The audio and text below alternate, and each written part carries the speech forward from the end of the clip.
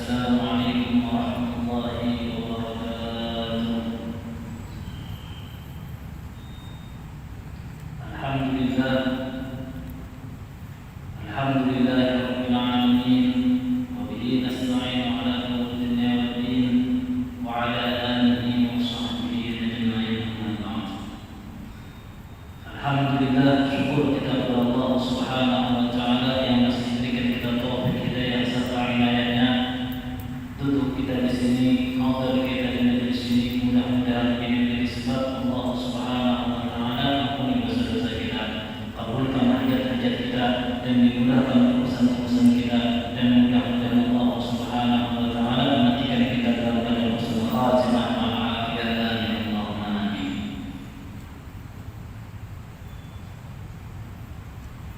Alhamdulillah, pertemuan sebelumnya kita telah membahas tentang hal ihwal atau mukjizat yang dialami oleh Rasulullah SAW.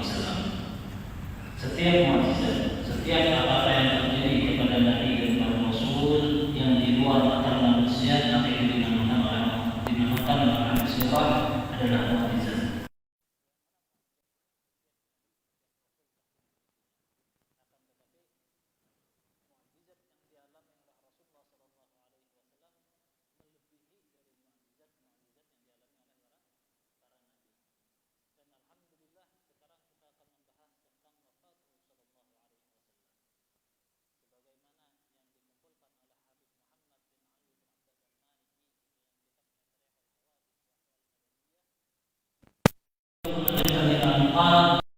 Sallallahu alaihi wasallam, yaitu wafatnya Rasulullah sallallahu alaihi wasallam. Walhasil Rasulullah sallallahu alaihi wasallam itu beliau sebelum wafat atau hari-hari sebelum Rasulullah sallallahu alaihi wasallam wafat, beliau menyandang sakit itu sekitar 14 hari. Kita kenal Rasulullah sallallahu alaihi wasallam, kita ketahui bahwasanya Rasulullah meninggal itu di hari Senin, tanggal 12 Rabiul Awal. Di situ ada beberapa perkara yang perlu kita ketahui dan perlu kita perhatikan, bahwasanya Rasulullah sebelum meninggal beliau sakit. Sakit yang mana sakit beliau ini diperkirakan sekitar 14 hari. Dalam artian beliau sakit dari akhir bulan Safar, 2 hari terakhir dari bulan Safar. Masuk di dalam Rabiul Awal, tanggal 12 Rabiul Awal, Rasulullah SAW meninggal di waktu duha. Di sini dikatakan bahwasanya Rasulullah SAW ketika beliau sakit, itu beliau merasakan bahwasanya sakit kepala yang luar biasa. Sakit kepala yang luar biasa. Dan beliau pun waktu itu merasakan yaitu al-humma, yaitu panas dalam. Panas atau bahasa kita itu apa ya, meriang dingin. Itu Rasulullah SAW. Dan ada pula yang mengatakan bahwasanya sebab Rasulullah SAW sakit itu beliau, kalau kita baca tafsir dari surah Al-Alaq dan surah Al-Annas, itu ada tafsir apa? Di dalam tafsir Jalalain dikatakan bahwasanya Rasulullah pernah kena sihir. Rasulullah pernah kena sihir. Dan itu terjadi di zaman Nabi. Dan Rasulullah kena juga waktu di akhir-akhir beliau. Beliau terkena sihir dan sempat sakit waktu itu. Kemudian Allah Subhanahu wa taala memerintahkan Rasulullah sallallahu alaihi wasallam untuk membaca surah Al-Alaq dan surah An-Nas, maka ditunjukkanlah tempatnya oleh Allah Subhanahu wa taala di mana tukang sihir tadi meletakkan patung sihirnya tadi. Kan biasa kan tukang sihir itu kan ada patungnya. Patungnya dicocoknya jarum lah apalah. Nah, pada waktu itu Rasulullah ditunjukkan oleh Allah Subhanahu wa taala ditempatkan patung tadi atau boneka tadi di satu sumur yang tidak terpakai. Maka digalilah, dicarilah, ternyata betul di situ ada sumur betul di situ ada boneka yang ditusuk dan macam-macam segalanya, yang mana tujuannya adalah Rasulullah SAW pernah sakit gara-gara itu. Dan sebagian ulama mengatakan gara-gara sakit itu berdampak pula kepada sakitnya Rasulullah di waktu beliau hendak wafat. Kenapa? Jar Nabi bisa kena sihir jar. Ya kan Nabi, bahasanya Nabi aja bisa kena, apalagi kita leh. Itu bahasanya pelajaran. Amun Nabi kada pernah kena sihir, kayak apa kita mengobati sihir? Dalam artian ketika Nabi kena itu supaya pelajaran bagi kita. Ketika Rasulullah terkena, bagaimana kita melepasnya? Bagaimana kita melepas dari sihir tersebut? Nah, Rasulullah SAW 14 hari sebelum wafat sakit yang luar biasa.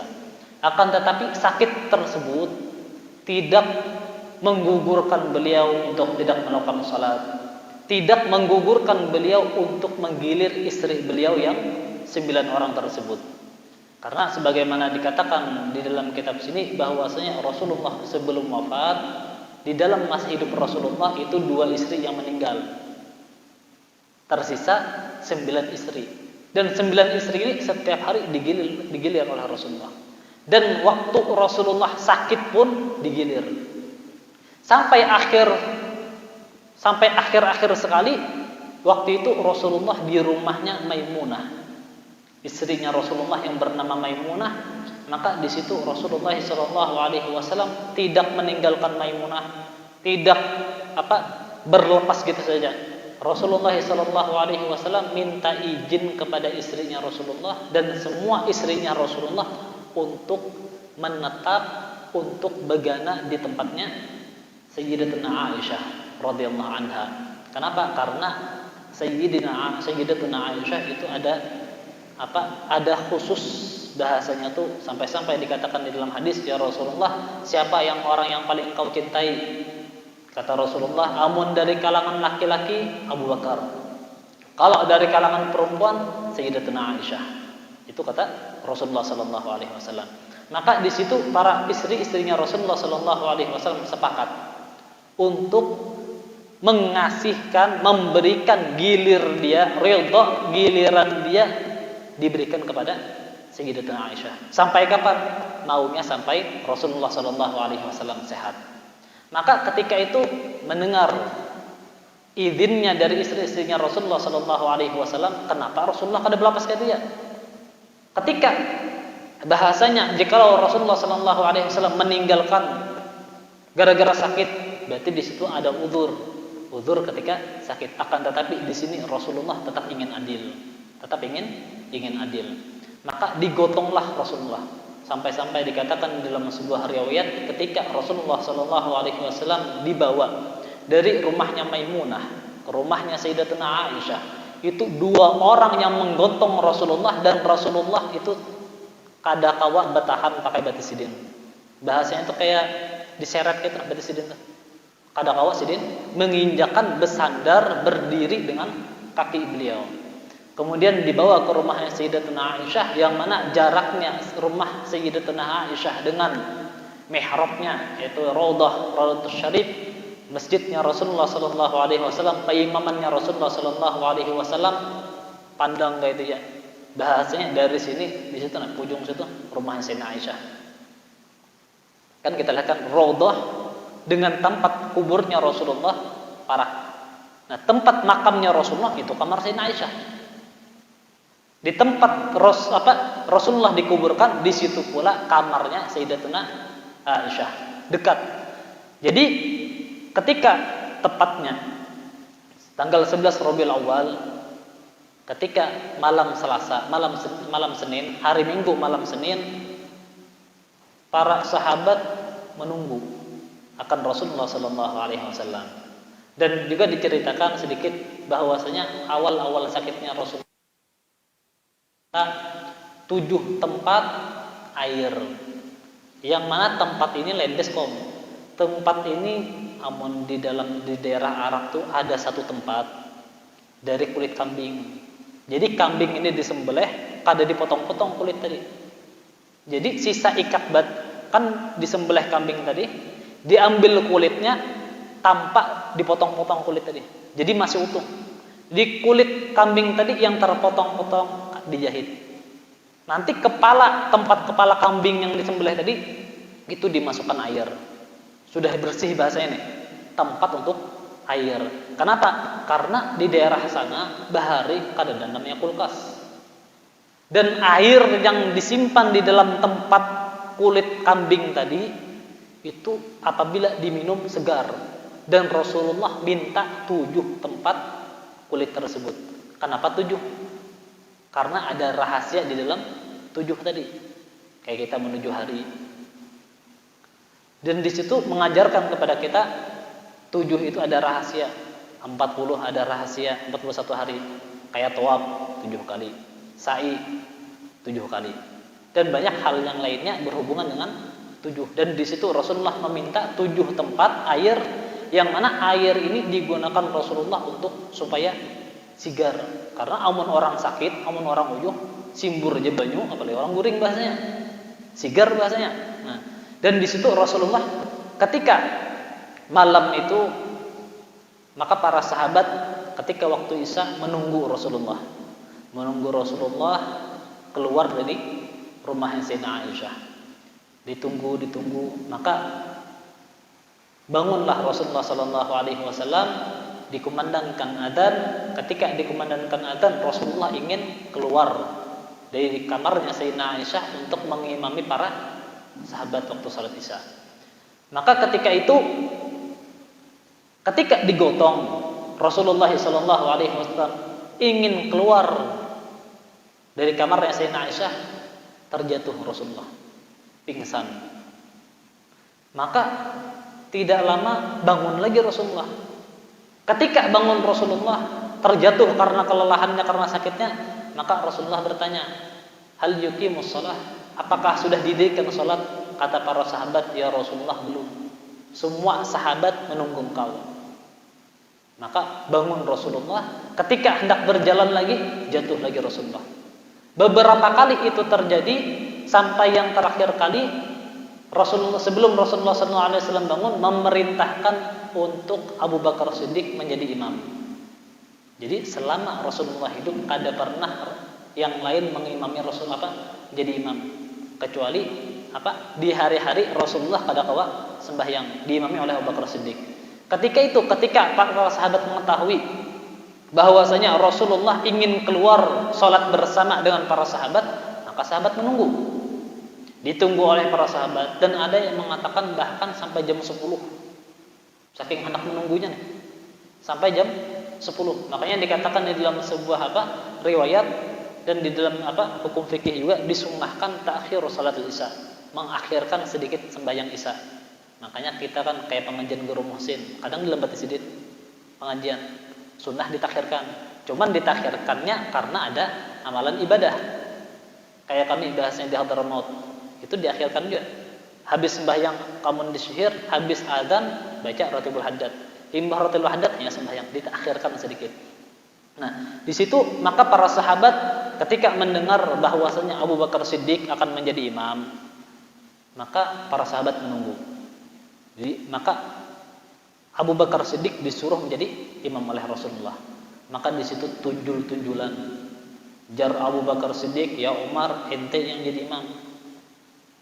Sayyidah Aisyah ketika disuruh Rasulullah, wahai Aisyah, beritahu Abu Bakar Siddiq, suruh dia menjadi imam. Itu Sayyidah Aisyah bingung. Kayak apa aku mendahnya jarang? Karena ini paham. Abahnya Sidin itu, abahnya Sayyidah Aisyah, apabila menjadi imam kadang nangis. Kadang membaca ayat nih, bahasanya sampai terdiam. Jar ketika sampai khabar kepada Abu Bakar Siddiq bahwa saya engkau menjadi imam, wahai Abu Bakar Siddiq, tunjul-tunjulan lawan Abu Bakar dengan Sayyidina Utsman, ente yang jadi imam, ikam jajan. Jar Abu Bakar Siddiq, jangan aku amun jadi imam tenangis. Kartahan kalau pindah kada kau menurut akan sembahyang jar Abu Bakar Siddiq. Akhirnya tunjuk-tunjulan.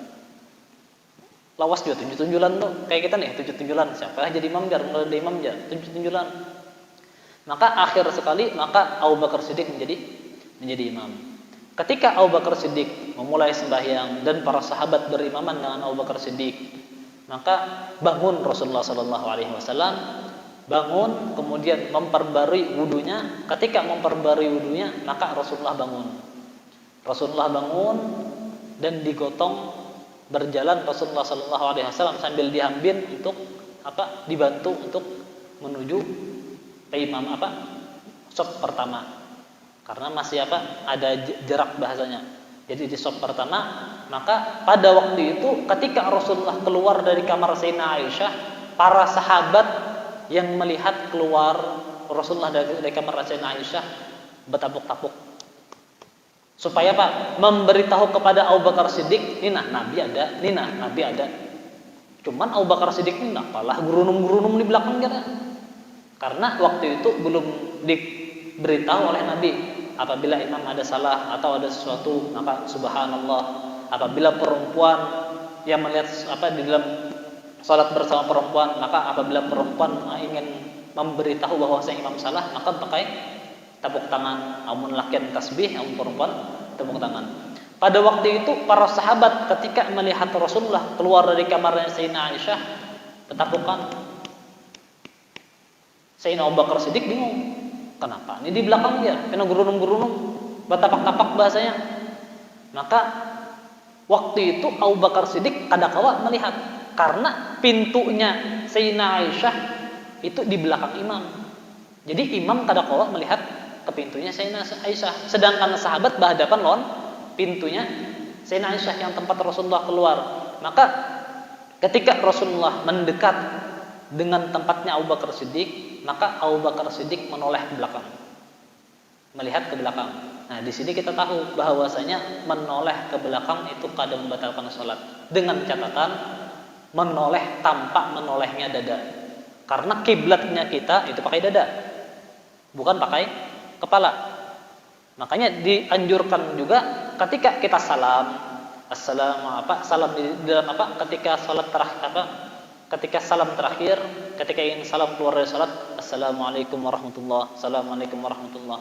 Itu dianjurkan dada ini jangan sampai melenceng.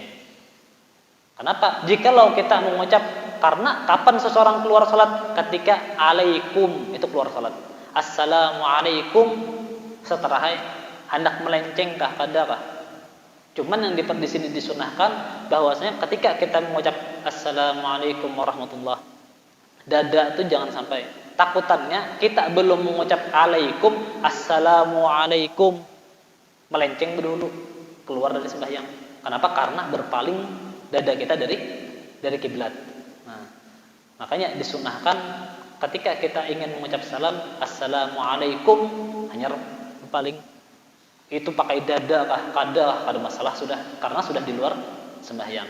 Nah, di sini Sayyidina Abu Bakar Siddiq ketika itu melihat Rasulullah berpaling kepalanya tanpa memalingkan dada. Ketika mengetahui Rasulullah ada di belakang, maka ingin mundur Rasulullah. Sayyidina Abu Bakar ingin mundur, ditahan oleh Nabi. Ditahan oleh Nabi. Ketika ditahan oleh Nabi, Abu Bakar Siddiq tetap jadi imam. Dan Rasulullah waktu itu sholat duduk. Jadi kayak di sini imam, di situ makmum, Rasulullah duduk sholat di samping sini, di belakang Abu Bakar Siddiq di muka imam. Nah, ketika itu Rasulullah ikut sholat di belakang Abu Bakar Siddiq dengan cara duduk. Ketika Rasulullah mengucap takbir Allahu Akbar dalam keadaan duduk, Abu Bakar Siddiq yang asalnya disuruh Rasulullah berdiam, mundur sedikit, mundur di dalam keadaan Rasulullah waktu sholat. Tuntung sembahyang, jar Rasulullah, ya Abu Bakar, kenapa mundur bahasanya? Nyaka disuruh jangan mundur. Namun kita melihatnya, apa jar Abu Bakar nih, kada mendengar jar Nabi, ya kalau kada mendengar jar Nabi jar. Nyaka ada kaidahnya, imtithal amar khairu min sulukil adab, menjunjung tinggi perintah itu lebih bagus daripada beradab, karena disuruh. Cuman di sini saking ta'zimnya, gayahnya paling tingginya adab, sampai-sampai Abu Bakar Siddiq mengatakan, ya Rasulullah, kada pantas anaknya Abu Quhafah. Siapa anaknya Abu Quhafah? Abu Bakar Siddiq. Mendahului pian, kada pantas anaknya Abu Quhafah ini, maksud Abu Bakar Siddiq, menjadi imam sedangkan pian di belakang ulun, makanya aku mundur jar Abu Bakar Siddiq. Nah, saking tingginya adab Abu Bakar Siddiq kepada Rasulullah sallallahu alaihi wasallam. Maka selesai salat sampai waktu subuh. Ketika waktu subuh azan berkumandang, Rasulullah sallallahu alaihi wasallam bangkit dan memerintahkan kepada Abu Bakar Siddiq untuk menjadi imam. Dan waktu yang kedua ini tidak ada yang tunjul-tunjulan. Kan yang pertama kan sembahyang Isya ikam jajar. Kayak kita aja nih, ikam jajar.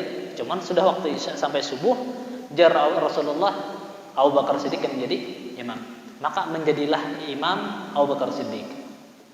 Ketika itu Rasulullah sallallahu alaihi wasallam sembahyang juga. Cuman Rasulullah kada sembahyang lawan jamaah. Rasulullah bangun. Ketika itu Rasulullah membuka tirai sidin. Kan kamarnya Sayyidina Aisyah tuh bertirai sidin. Antara kamar Sayyidina Aisyah dengan masjid ada tirainya. Ketika dibuka yang dihadapi makmum. Ketika Rasulullah buka tirai, sahabat seberatan yang lagi sembahyang matanya tertuju kepada pintunya Sayyidina Aisyah, yang mana di situ ada Rasulullah. Ketika itu Rasulullah menghadap kepada sahabat, senyum Rasulullah, dan para sahabat senyum juga. Kenapa? Karena Rasulullah waktu buka tirai, Sidin senyum, dan Sidin sudah bangun surangan, berdiri surangan. Maka para sahabat tuntung sembahyang, girang beratan, senang beratan, senangnya luar biasa. Jar buhonnya Rasulullah sehat sudah. Tadi bangun Sidin, walaupun Sidin kada sembahyang, cuman Sidin sudah kau berdiri surangan. Alhamdulillah jebonnya. Sampai waktu subuh, berlalu waktu subuh, berpencar para sahabat. Yang biasanya para sahabat menunggu di masjid, mendengar kayak apa kabar Rasulullah ini. Sampai kadang ke pasar kadang. Saking kaganangannya ulah Nabi keadaan Sidin. Waktu itu tanggal 12 Rabiul Awal, ketika para sahabat melihat senyumnya Nabi, ketika para sahabat melihat bagaimana Rasulullah bisa berdiri dengan surangan, maka berpencarlah para sahabat ke pasarnya masing-masing. Ada yang jualan, ada yang ini dan macam-macam. Sampai waktu duha, maka tersebarlah kabar tentang wafatnya Rasulullah sallallahu alaihi wasallam. Maka bahasanya tuh takajud beratan. Para sahabat, bagaimana Rasulullah bisa meninggal? Subuh tadi sehat, senyum, sudah kau berdiri surangan. Masa jebonnya nih? Bahasanya tuh sudah senangnya bahwasanya Rasulullah bakal pulih, dapat kabar wafatnya Rasulullah sallallahu alaihi wasallam. Yang mana di sini dikatakan tufiya sallallahu alaihi wasallam waqad balagha 63 wa qila ghairu dzalik. Dan bahwasanya Rasulullah meninggal umur beliau 63 tahun. 63 tahun dengan hitungan Hijriah. Kalau kita hitung dengan Hijriah itu 63 tahun. Kalau di dalam ilmu hisab 30 tahun 30 tahun Masehi itu sama dengan 31 tahun Hijriah. Jikalau kita kembali ke surah Al-Kahfi, bahwasanya Ahlul Kahfi, orang-orang yang tertidur di gua itu berapa? 309 tahun. 309 tahun dalam hitungan Hijriah. Jikalau dibalik dengan hitungan Masehi 300 tahun pas. Jadi 30 tahun bertambah setahun. Paham ya Allah? Jadi Rasulullah umur Sidin 63 tahun dalam keadaan meninggal hitungan Hijriah. Kalau dalam hitungan Masehi 61 tahun lebih sedikit. Itu wafatnya Rasulullah SAW. Ada yang bilang mengatakan kadajar 62 tahun. Ada juga yang lebih sedikit, macam-macam. Cuman pendapat yang paling kuat yang masyhur di antara kita di kalangan ulama dan juga itu umur Sidin adalah 63 tahun. Wa dzalika yaumul itsnin hina ishtadda ad-duha li 12 lailan khalat min Rabiul Awwal. Yang mana waktu itu Sidin meninggal waktu hari Senin. Hina ishtadda ad-duha, ketika sudah waktu duha 12 Rabiul Awal Sidin. Nah, di sini sebetulnya wafatnya Rasulullah itu beda-beda pendapat. Ada yang mengatakan tanggal 11, ada yang mengatakan tanggal 10, ada yang mengatakan tanggal 13, ada yang mengatakan tanggal 12. Cuman semua sepakat ulama bahwasanya Rasulullah meninggal hari Senin. Rasulullah meninggal hari Senin. Yang berbeda di mana? Tanggalnya aja. Hari Senin itu tanggal berapa? 12 kah, 13 kah, 11. Di situ perbedaan para ulama. Wa marida arba'ata asyara yauman. Yang mana sidin Rasulullah sakit itu 14 hari. Wa dufina laila arbi'a, dan beliau dikuburkan pada malam Rabu. Meninggal hari Senin, dikuburkan malam Rabu. Lawas saja.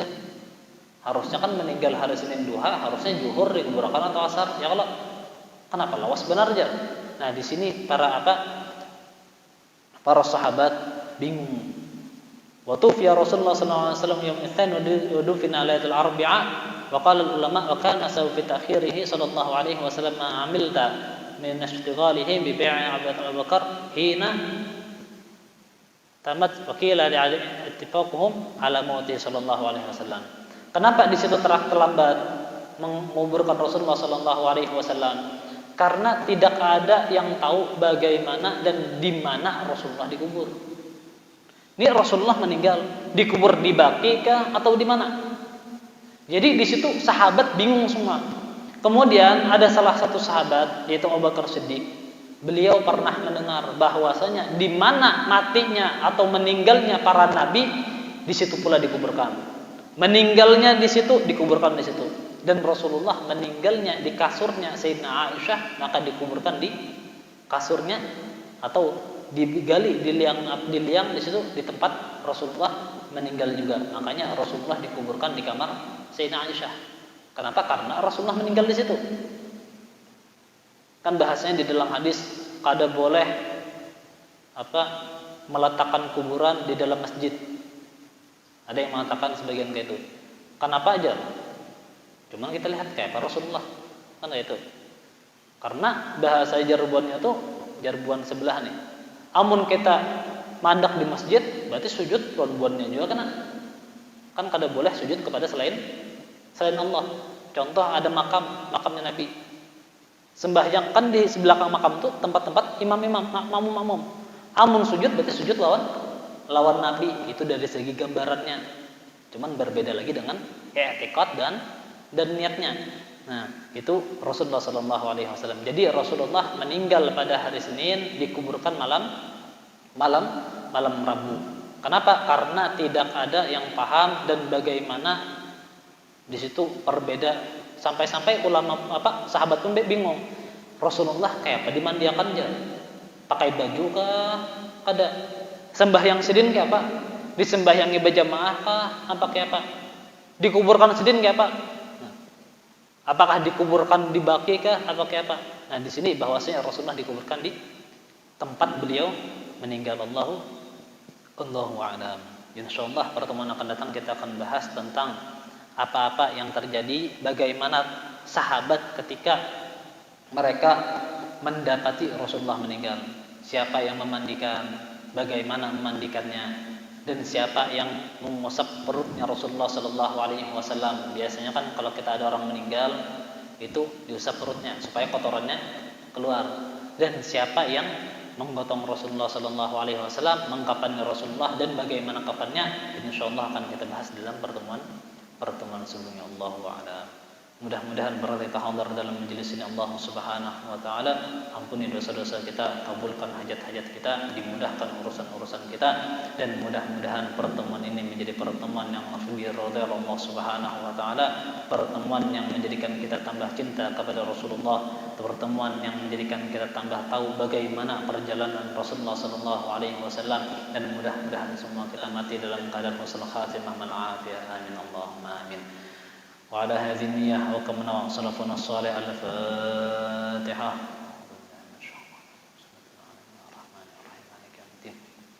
إياك نعبد وإياك نستعين صراط المستقيم صراط الذين أنعمت عليهم غير المغضوب عليهم ولا الضالين. آمين آمين يا الله. بسم الله الرحمن الرحيم. الحمد لله رب العالمين والصلاة والسلام على سيدنا محمد وعلى آله وصحبه أجمعين. اللهم إنا نسألك سلامة في الدين وبركة في العمر وسعة في الجسد وسعة في الرزق وتوبة قبل الموت وشهادة عند الموت ومغفرة بعد الموت والعفو عند الحساب وأمانا من الأذى ونصيبنا الجنة وارزقنا النظر إلى وجهه الكريم. اللهم يا كافي البلاء اكفنا البلاء قبل النزول من السماء. اللهم يا كافي البلاء اكفنا البلاء قبل النزول من السماء. اللهم يا كافي البلاء اكفنا البلاء قبل النزول من السماء. يا الله يا الله يا الله يا الله يا الله يا الله يا الله. ربنا آتنا في الدنيا حسنة وفي الآخرة حسنة وقنا عذاب النار. وصلى الله على سيدنا محمد النبي الأمي وعلى آله وصحبه وسلم. الحمد لله رب العالمين. Sedikit undangan, insyaallah malam ini Jalasatul Isnin itu bertempat di Majelis An-Nur atau di Jalan Junjung Buih 7 nomor 12. Tanggal malam ini ba'da salatul Isya di Majelis An-Nur atau Jalan Junjung Buih 7 nomor 12. Mungkin hanya itu yang dapat ulun sampaikan, kurang lebihnya ulun minta maaf. Wassalamualaikum warahmatullahi wabarakatuh.